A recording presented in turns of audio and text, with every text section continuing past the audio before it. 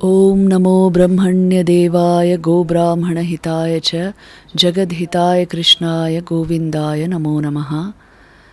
Namaste. We will be discussing the Narada Bhakti Sutras, which are all profound aphorisms on bhakti. Sri Ramakrishna would always say, Kali Juge Naradiya Bhakti, which means the path especially suited for this age is the path of Narada, sage Narada, the path of divine love. Because in these 84 aphorisms or sutras, the sage Narada, he is a divine sage, a great devotee of Lord Narayana. He is expounding everything about the science of bhakti. And he is describing all the different stages of bhakti. Initially, he actually describes the para bhakti stage.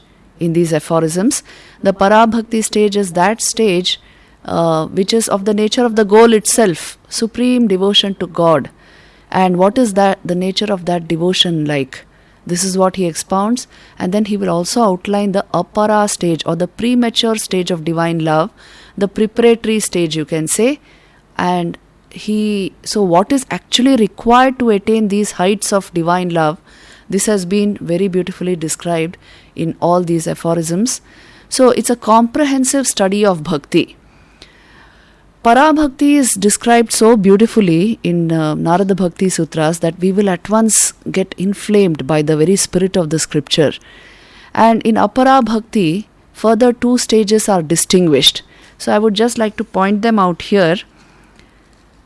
The stages of apara bhakti include Gauni Bhakti and Mukhya Bhakti, which Sri Ramakrishna used to style as Vaidhi Bhakti and Raganuga Bhakti. So preparatory stages leading to the higher kind of divine love. Mukhya Bhakti is that. So Gauni Bhakti is supposed to lead to Mukhya Bhakti, and when practiced for a long time together, they yield Para Bhakti. So the scheme of the sutras is that he has described Para Bhakti first. It's an inspirational work, so out of inspiration, first the verses, the aphorisms on Para Bhakti have come out. So we will just discuss them as they are in the Narada Bhakti Sutras. For most of us, Bhakti must be an essential part of our everyday sadhana. Let us be sure of this, that without Bhakti, there cannot be any real knowledge also. For the simple reason, without the emotional integration and raising of our energies, vital energies, you cannot palpably feel. If it's to be a felt experience of pure consciousness, all this integration has to happen first. And that is why everybody requires the practice of Bhakti Yoga. You can see in the life of great Jnanis also, there is a certain amount of deep emotional transformation that they have undergone. And it has all become devotion to the Supreme. When emotion is raised to a certain pitch so that it transcends its limitations, its biological component, then it becomes devotion. It becomes something transcendental. It becomes something totally ennobling and transforming to the aspirant. And this is called bhakti. And this is so very important for every aspirant, that is why. And if you listen to the words of the greatest Jnanis, they will say that actually Bhakti is Jnana Mata. Raman Maharshi would say this. Bhakti is the very mother of knowledge. So we will comprehensively try to study what Bhakti is, its different aspects, its stages, its characteristics, and how it culminates in the knowledge of the Supreme, Para Bhakti, and the amount of fulfillment it brings into human life. It is complete fulfillment, complete joy and happiness that results as a result of Bhakti Sadhana. The goal is blissful, the path is also blissful. The path, the sadhana of Bhakti is also very sweet and full of joy, full of satisfaction, inner satisfaction. So this is how these verses are going to describe Bhakti. We will go into the first aphorism. All these are given in the form of sutras, which means very terse, compact verses but pregnant with meaning. So we will dwell on each of these sutras, aphorisms, and go into the Prathamodhyay, which is Parabhakti Swarupam, describing the nature of Parabhakti. Narada Bhakti Sutras begins with Hari Om Athato Bhaktim Vyakhyasamaha. Now therefore we shall expound the religion of divine love. Vyakhyasama means expound. The reason for this is one has to dwell on this knowledge for a long time. The mind, if it is occupied with this knowledge, which is of the nature of vrittis, but all divine vrittis, the mind itself gets divinized. That is why the exposition of the highest divine love, Satu Asmin Parama Prema Rupa. The second aphorism says, Bhakti, what is its nature? It is of the nature of supreme love of God. Parama Prema Rupa. It is of the nature of all fulfilling, all consuming love, but towards the Supreme Lord. See, when the object of our devotion is God, then the very emotion is transformed. It becomes a very high pitched energy called devotion, and it is a supremely transforming experience for the aspirant. So the very nature of bhakti is, it is Parama Prema Rupa. It is also, the third aphorism tells us, Amrita Swarupacha. It is of the nature of Amrita. That is, it is nothing less than the immortal bliss of freedom, Mukti itself, which comes unsolicited by the grace of God and by self-sacrifice. So, it is of the nature of the goal. See, this is the beauty of Parabhakti. The state of Parabhakti and the goal of Mukti are not two different things. Parabhakti is itself of the nature of supreme liberation of mind for the Bhakta, because it liberates him from all limitations. That is why it is not of the nature of ordinary emotion. It is something which has transformed itself into a liberating factor. And that is why it is in the life of the Bhakta, this is of the nature of spiritual experience and must not be discounted. Anything that transforms our inner life, which impacts our energies and converts them into awareness, that itself is it's a huge practice. It is means towards the end. And so this Parabhakti is of the nature of liberation itself, he is saying, and the means to that which comes unsolicited, it comes by the grace of God and by the nature of self-sacrifice, because the Bhakta readily gives up his ego, not with any struggle, not out of some philosophy, but it's just a feeling of surrender to the divine. Naturally, completely giving of oneself for the sake of the divine. As you will see in the wonderful lives of the saints, wonderful lives of great heroes of our Puranas, you will see this. The way Arjun surrenders to Lord Krishna in the battlefield of the Kurukshetra when the Bhagavad Gita was given to him. That spirit of surrender, the way the gopis surrendered to Sri Krishna. They just know he is divine and they give themselves up completely to him. So something like that comes into the life of the aspirant and gives him a taste of the supreme freedom of mukti itself. Then the fourth aphorism says, Yam labdhva puman siddho bhavati amrito bhavati tripto bhavati. Gaining which a man realizes his perfection and divinity and becomes thoroughly contented. Siddho bhavati means he becomes perfected, he becomes a siddha, gaining parabhakti. And amrito bhavati, he becomes immortal, he is no more bound by limitations. And tripto bhavati, he becomes supremely satisfied. That is the nature of divine love. It is the most satisfying, fulfilling experience of life, and that is why it is to be aimed at. That alone can be the goal of human life. Sri Ramakrishna used to always insist on this. The supreme goal of every human life is the realization of God. Why is that the supreme goal? Because it is the most fulfilling experience. The next aphorism says, Yat prapya na kinchid vanchati na shochati na dveshti na ramate na utsahi bhavati. Attaining which man has no more desire for anything. He is free from grief and hatred. He does not rejoice over anything. He does not exert himself in furtherance of his self-interest. So you see, for the bhakta, everything becomes natural. All the preconditions for the higher spiritual life, like freedom from desires, he naturally attains it. Because having gained God, the bhakta no more desires little things. The fulfillment of bhakti is such that he is able to give up everything in that process. And without giving another thought to it, it is a natural process with him. There are very beautiful examples in the life of great devotees. In the life of Sanatana Goswami, there is an excellent example to this. How the bhakta overcomes desire naturally and spontaneously, without any effort, and how he finds his joy only in the name of God.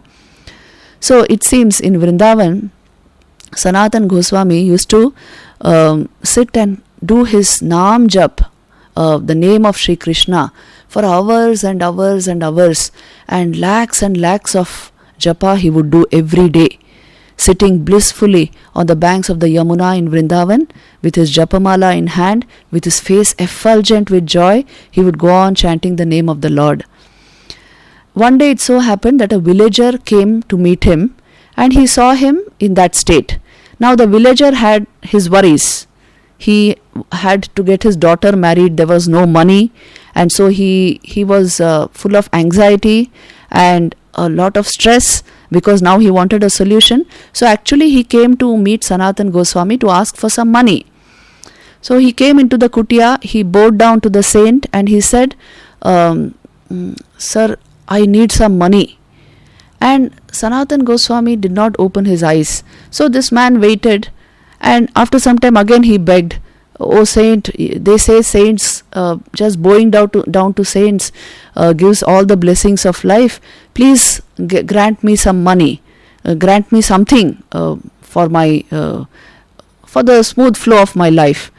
And then Sanatana Goswami still did not hear anything. Now this man fretted, and he said loudly, "See, I have come to you with this sole intention that you will fulfill this desire of mine, and I have no other gati. I surrender myself to you. Please grant me something."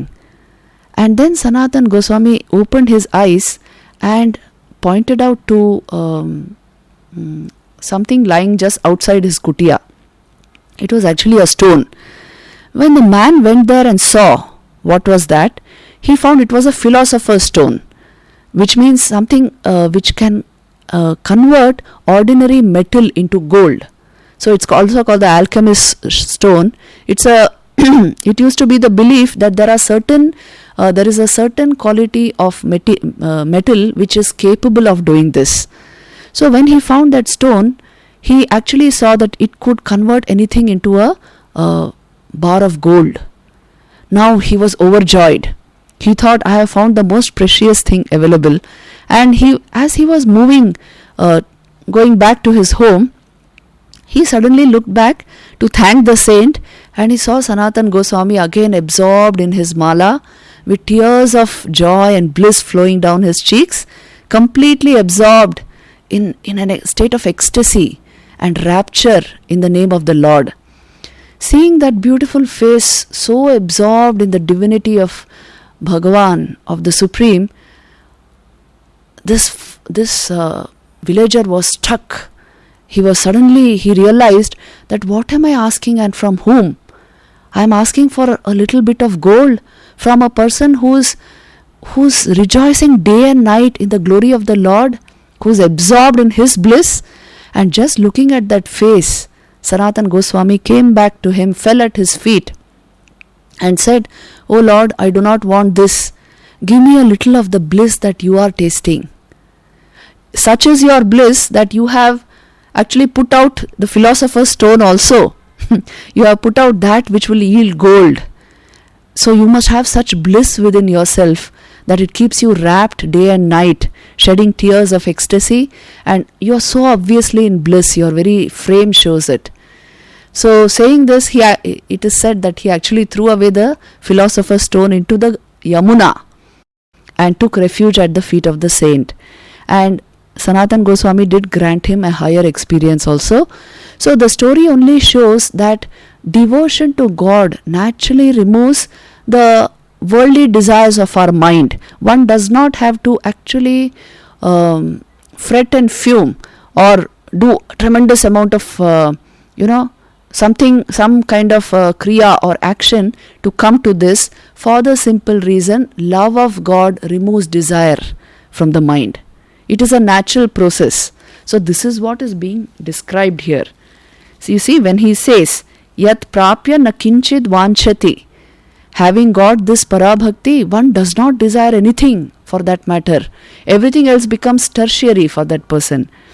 Na shochati, he does not grieve over anything, becomes free of grief.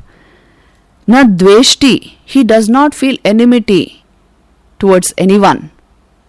He develops a very, very mature, calm attitude of mind, a feeling of love for all beings, and it removes all negativity from him.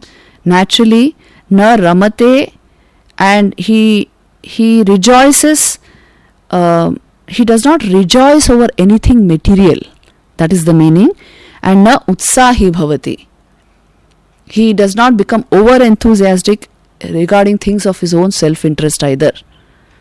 So the meaning of all these verses is he gives things the place they deserve. He has been able to rise to a level of consciousness where mere material things do not preoccupy him. He rises far above that and tastes the bliss of God consciousness. So this is the state of parabhakti described thus. Then Narada says further, yat jnatva matto bhavati stabdho bhavati atmaramo bhavati. See, such beautiful words overflowing from the mouth of the sage, describing the higher feeling or characteristics of divine love. See, such a spontaneous flow. Yat jnatva, having known which, matto bhavati, the person becomes intoxicated, as it were, ecstatic in joy, rapturous, full of beatitude. And stabdho bhavati, he becomes sort of fascinated and completely absorbed. Atmaramo bhavati, and continuously enjoys the bliss of his own self, because that is not different from God. He learns to live in God consciousness. He lives in supreme bliss. So these are all characteristics of one who has awakened to the truth of parabhakti, supreme divine love for the Lord. Then he says, sa na kamayamana nirodharupatvat. So this bhakti cannot be used to fulfill any desire. It is not of the nature of any form of lust, because it is of the nature of renunciation. It cannot be used to fulfill any desire because its very nature is nirodh. It is of the nature of renunciation. We give up lower joys for the higher bliss. The nature of this love is like that. So one cannot use bhakti to fulfill merely small desires in life. It is something so huge, bhakti itself, that it cannot be used to fulfill the small things of life. When one gets bhakti, one transcends the little things of life and goes towards the Supreme Lord. That is the meaning. Many times we see people going into the temple with a whole list of things to gain. But that is a small way of offering our devotion. Parabhakti is that stage where one does not even have anything to ask for, but is simply content to dwell and enjoy the bliss of the Lord, becomes enraptured by the very name of the Lord. That is the stage of parabhakti. It's a very ecstatic, exalted state of mind, where the bhakta becomes one with the consciousness of God. So it can only be known by those who experience it, and the rest can only aim at attaining that state. Then he says, Nirodhastu loka veda vyapara nyasaha. Loka veda vyapara nyasaha. That is the nature of Nirodha. This renunciation is only a consecration of all activities, sacred as well as secular. You see, not running away from activity, but a consecration of all activities at the feet of the Lord. So every activity is being performed, but its fruit is being offered at the feet of the Lord. Every activity is done to please the Lord. That is the nature of this Nirodh, this renunciation. So let us remember this. This renunciation is not harsh. It is not negative. It is not world renouncing. It is an offering of our everyday actions, sacred and secular, at the feet of the Lord. That is the nature of the renunciation of the bhakta. And what does it result in? Tasmin ananyata tad virodhishu udasinata. In such renunciation by consecration, there is complete unification and indifference towards everything opposed to it. It is complete identification with the different aspects and characteristics of the Lord. And tad virodhishu, which means that which is opposed to it, qualities which are opposed to divine qualities, this devotion engenders an indifference towards them. So you see, the bhakta's sense of proportion, sense of discernment, discrimination is spontaneous. He has found his supreme joy in the Lord, so everything smaller naturally moves away from him. So he is able to discern these two. That is the meaning. And anya ashrayanam tyago ananyata. Ananyata, the very definition of ananya bhakti or ananyata is abandonment of all other support. No other is ananya. So in his life, the Lord occupies the supreme place, and it unifies all his entire being, all his desires, everything find fulfillment only in the Lord, and he relies on no other support. So the very nature of bhakti is, it makes him independent. It makes him capable of diving into the supreme being, the Lord of all beings, Ishvara alone, and all his little loves get transmuted into that. So nothing else, deflects him from this path. It's a complete unification within himself. The very nature of love is, it unifies all aspects of our being, all our faculties, the thought, emotion and will. Everything is unified by bhakti and made over to the Lord, as it were. It spontaneously flows towards the Lord. That is why you will find the life of a bhakta is very integrated. His intellect, emotion and will function in the same direction. Once he has understood the nature of supreme love, his entire personality flows towards God, Ishvara, and this gives him the greatest fulfillment in life. So this is how Parabhakti is beautifully defined. We will continue this series. Om Shanti Shanti Shanti.